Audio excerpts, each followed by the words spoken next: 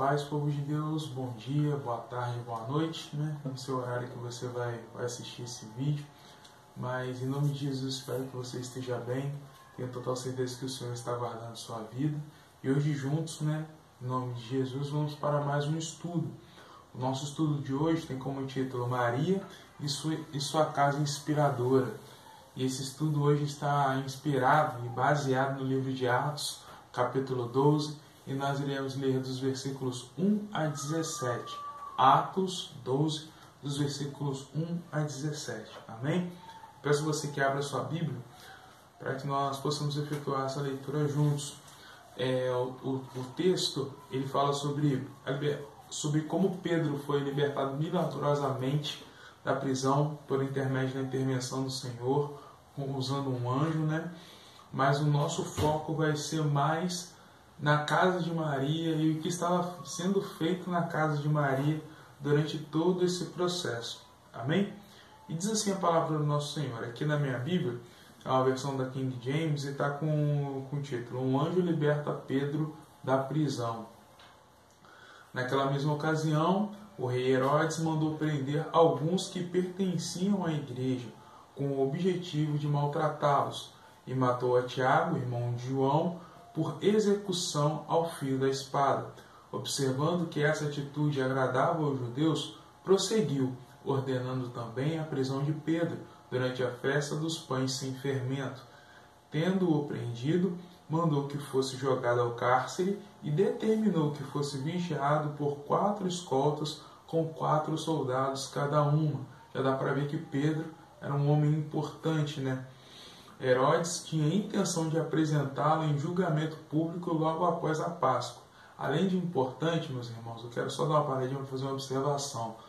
Nessa época aqui de amplo crescimento da igreja, do avanço da pregação do Evangelho e da verdade, já circulavam histórias dos grandes feitos, dos grandes milagres que aconteciam por intermédio da vida de Pedro. Então, além do poder de Deus agindo na vida de Pedro, Pedro também era um homem de liderança muito importante. Então, por isso essa quantidade de soldados vigiando Pedro e ele estando, né, além de preso, também com correntes, aprisionado por correntes. E diz assim, lá no versículo 5, assim Pedro estava detido no cárcere. Essa parte é linda. Mas a igreja orava fervorosamente a Deus a favor dele. E aconteceu que na noite anterior ao dia em que Herodes pretendia submetê-lo a julgamento e execução, Pedro estava dormindo entre 2 soldados, com algemas presas a 2 correntes, e as sentinelas guardavam o cárcere diante da porta. Subitamente surgiu um anjo do Senhor e sua luz resplandeceu na prisão. Então o anjo tocou o lado de Pedro e fez acordar, ordenando: levanta-te depressa. E em seguida as algemas caíram dos punhos de Pedro. Poderoso demais essa palavra. E o anjo, E o anjo continuou a orientá-lo: veste a tua roupa e calça as sandálias. E Pedro assim o fez. Disse-lhe ainda o anjo: põe a tua capa e segue-me. Ao sair, Pedro seguiu, mesmo sem saber o que estava acontecendo por meio do anjo. Era de fato real, pois lhe parecia fruto de uma visão. Todavia, passaram a primeira e a segunda sentinela e chegaram ao portão de ferro que dava acesso à cidade. Este se abriu por si mesmo para eles e passaram. Tendo saído, caminharam ao longo de uma rua e, de repente, o anjo se afastou dele. Foi quando Pedro caiu em si e disse: agora entendo, sem qualquer sombra de dúvida, que o Senhor enviou seu anjo e me libertou das mãos de Herodes e tudo que o povo judeu tramava contra mim. Depois de assim refletir, colocou-se a caminho da casa de Maria, mãe de João, também chamado Marcos, onde muitas pessoas estavam reunidas em oração. Esse aqui é o versículo chave, né?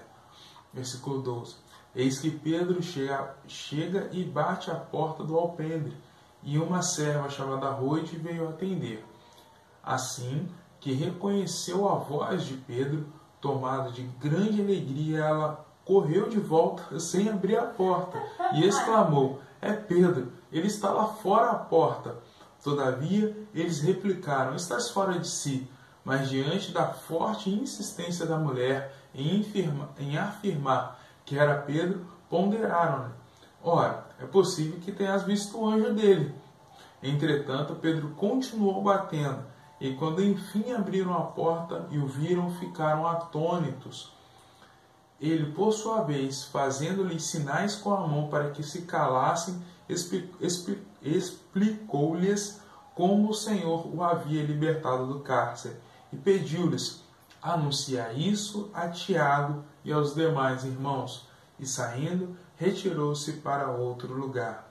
Assim que o dia raiou, houve enorme tumulto entre os soldados quanto o que teria ocorrido a Pedro.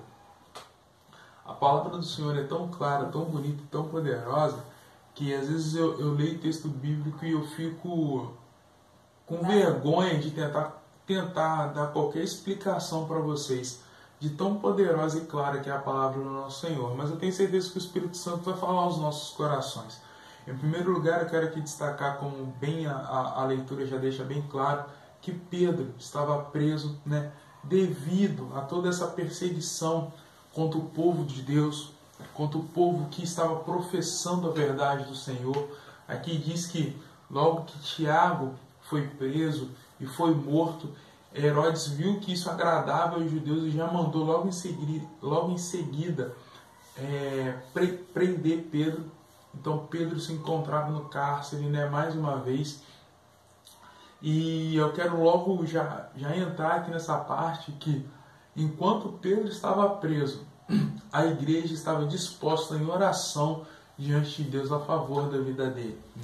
Então já é um relato muito bonito, é um relato muito poderoso, porque diz que independente das situações que nós estamos vivendo, nós devemos continuar a interceder pelos nossos irmãos em Cristo, não somente pelas nossas vidas, mas pela vida daquelas pessoas que têm se colocado diante das dificuldades, dos desafios em prol do reino de Deus.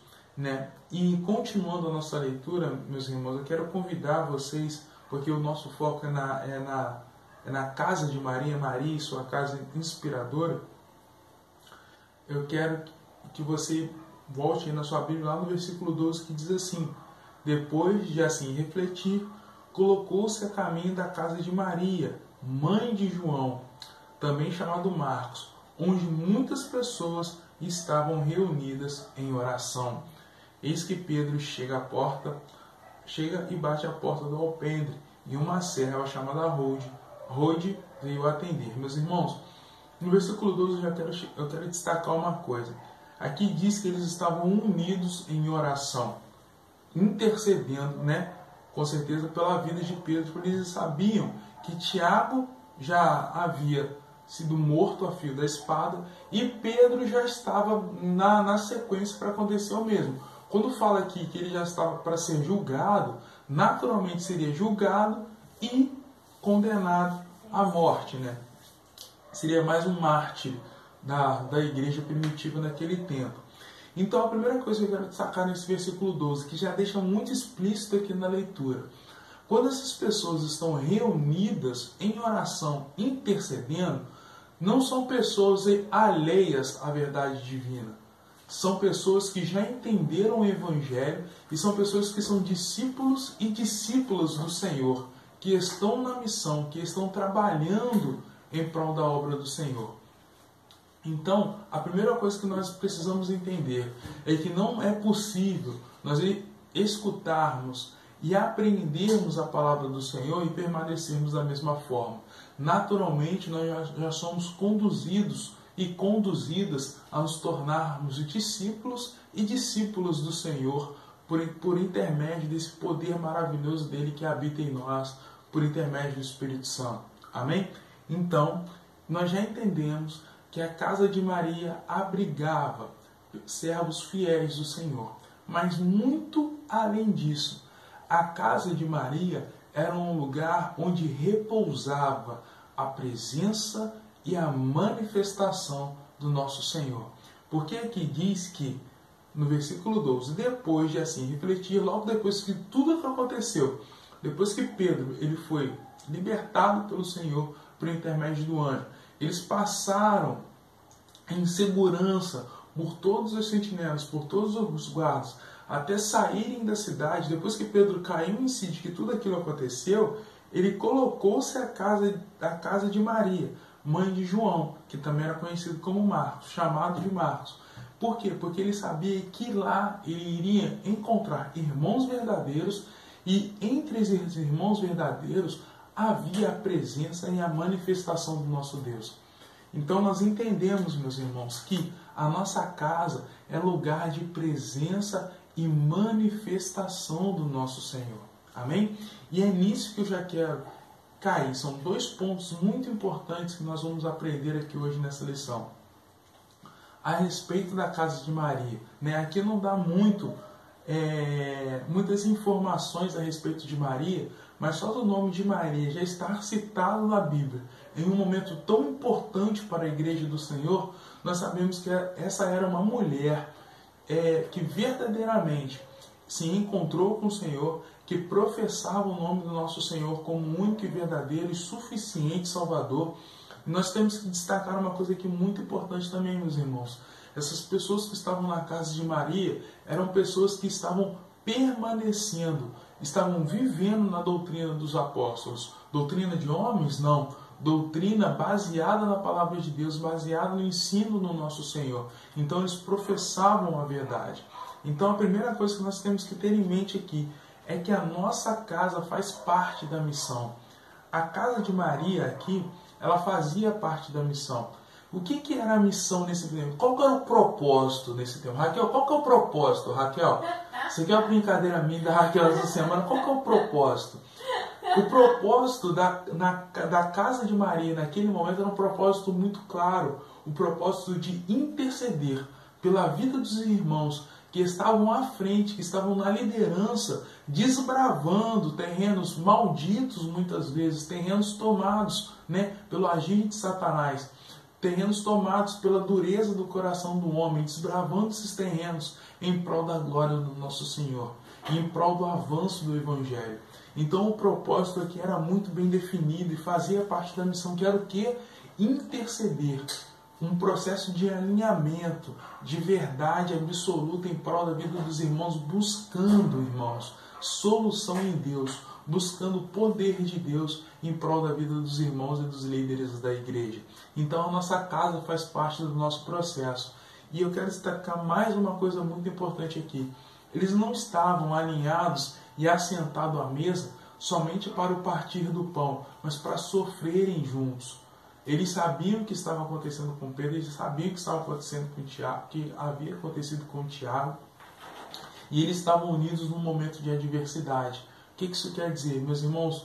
Mesmo diante da dificuldade que nós estamos vivendo, e talvez você esteja vivendo uma grande dificuldade na sua casa, não deixe, meu irmão, de ter no seu coração e na sua mente que a sua casa faz parte da missão. Mesmo que você sozinho seja a única pessoa que seja cristã em sua casa. A sua casa, por mais difícil que ela possa estar, por mais difícil que o momento que ela possa estar vivendo, ela não deixe de estar fora dos propósitos de Deus. Você faz parte do propósito de Deus aqui nessa terra. Então a sua casa, em nome de Jesus, ela faz parte da missão. Porque você, orando e pregando a palavra, tanto para os de dentro da sua casa, tanto para os de fora da sua casa, a sua casa está na rota da vontade do nosso Senhor. E em nome de Jesus, eu tenho certeza que no tempo do nosso Senhor há de vir resposta sobre o seu coração, sobre a sua mente. E assim como Pedro e como os nossos irmãos aqui destacados nessa passagem, você vai ver o agir de Deus em prol da glória do nome do nosso Senhor. Amém? Eu quero até aqui destacar o versículo 13, 14 e 15, para a gente ter essa noção do poder de Deus. E diz assim: eis que Pedro chega e bate à porta do alpendre, e uma serva chamada Rode veio atender. Eu quero destacar até aqui, meus irmãos, que a serva, ela tinha a possibilidade de escutar a verdade de Deus. Ela fazia parte do ambiente daquela casa, não somente de servir, de estar fazendo as coisas, mas também de presenciar esse momento de ensino, esse momento de oração, porque ela reconhece a voz de Pedro. Assim que reconheceu a voz de Pedro, tomada de grande alegria e júbilo, né? Ela correu de volta sem abrir a porta. Essa parte é muito engraçada. A mulher ficou tão doida que ela esqueceu de abrir a porta. Ela ficou tão alegre que ela foi correndo contar para o povo. E exclamou: é Pedro. Ele estava fora à porta. E todavia eles replicaram: estás fora de si. Mas diante da forte insistência da mulher em afirmar que era Pedro, ponderaram-lhe: ora, é possível que tenhas visto o anjo dele. Entretanto, Pedro continuou batendo, e quando enfim abriram a porta e o viram, ficaram atônitos. Meus irmãos, e o segundo ponto aqui para a gente poder finalizar. Infelizmente, meus irmãos, nós passamos por um processo de que a presença de Deus, o nosso relacionamento com Deus, ele se restringe somente aos cultos na igreja. Se restringe somente aos estudos que são levados para os nossos irmãos. Nós relativizamos que nós dependemos de outra pessoa com autoridade eclesiástica determinar o que nós vamos estudar da parte de Deus, como nós vamos orar, mas as coisas não são assim, meus irmãos. Quando o nosso Senhor Jesus Cristo morreu na cruz do Calvário, o véu do templo foi rasgado. O que isso quer dizer? Que nós temos acesso. Nós temos acesso ao nosso Senhor por intermédio de Jesus Cristo, né?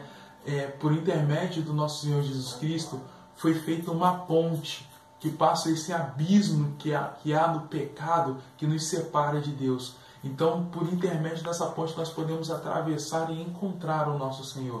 O que isso quer dizer? Que a nossa vida ela não está resumida somente aos encontros na igreja. Meus irmãos, nosso Senhor, Ele tem prazer em se relacionar conosco. Mas para isso, nós precisamos colocar o nosso Senhor no cotidiano da nossa vida. Nós precisamos entender que a adoração não é música. A adoração não está somente na igreja. A adoração é um estilo de vida. Aonde nós estivermos, com a planta dos nossos pés, com o nosso coração, ali é um ambiente propício para nós louvarmos e engrandecermos o nome do nosso Senhor. Ali é um ambiente propício para nós intercedermos pela vida dos nossos irmãos, assim como está descrito em Atos 12. E é isso que eu quero dizer para você, que independente da situação que eles estavam vivendo naquele momento, de extrema adversidade, de angústia às vezes, porque eles sabiam que eles podiam perder o irmão, mas eles estavam ali firmes e fiéis em oração, buscando solução do Senhor. Então, independente do que estava acontecendo, no cotidiano deles, estava a oração, estava a comunhão, estava a intercessão. Meu irmão, não espere alguém trazer um pedaço de pão para você. Não espere alguém trazer água para você. Porque a água viva, ela jorra de dentro de você. Porque você tem comunhão com Cristo. Você tem acesso ao Pai. Essa semana eu estava lendo uma parte do livro, eu até falei com a Raquel e falei com um outro amigo meu. Às vezes nós estamos lendo a palavra do Senhor e nós lemos coisas tão óbvias, mas que fazem tanto sentido para a nossa vida, que fazem tanto sentido para a base da nossa fé, que diz assim, que o Senhor, Ele criou o tempo, Ele criou o átomo, Ele criou o espaço, Ele criou a própria história. O Deus Criador, poderoso, que por intermédio da palavra dEle, fez que tudo viesse à existência. Esse é o mesmo Deus Criador e poderoso, Pai Todo-Poderoso, que tem prazer em se relacionar com os seus filhos, diariamente, com presença, com manifestação, com palavra viva, com ação, que nos mostram que Ele é um Pai todo-poderoso, que tem prazer em se relacionar com os seus filhos. Então, o segundo ponto para a gente poder finalizar esse estudo de hoje. Meus irmãos, entendam, a sua casa faz parte da missão do Senhor. E o Senhor tem prazer em se relacionar com você durante a missão. O Senhor não apenas entrega um propósito nas tuas mãos. O Senhor Ele entrega esse propósito. Ele te mostra como conduzir esse propósito para a glória do nome dEle. Ele te mostra o quão grandes coisas Ele vai fazer nesse propósito por intermédio da sua vida. Entendeu? Não em prol do seu próprio nome, mas em prol da glória do nome dEle. E assim nós vamos vivendo com alegria, servindo o nome do nosso Senhor. Amém? Que Deus abençoe a sua casa, que Deus abençoe a sua vida. Eu tenho total certeza que o nosso Senhor vai continuar fazendo grandes coisas no meio de nós, para a glória de quem Ele é. Um beijo do gordo e até a próxima.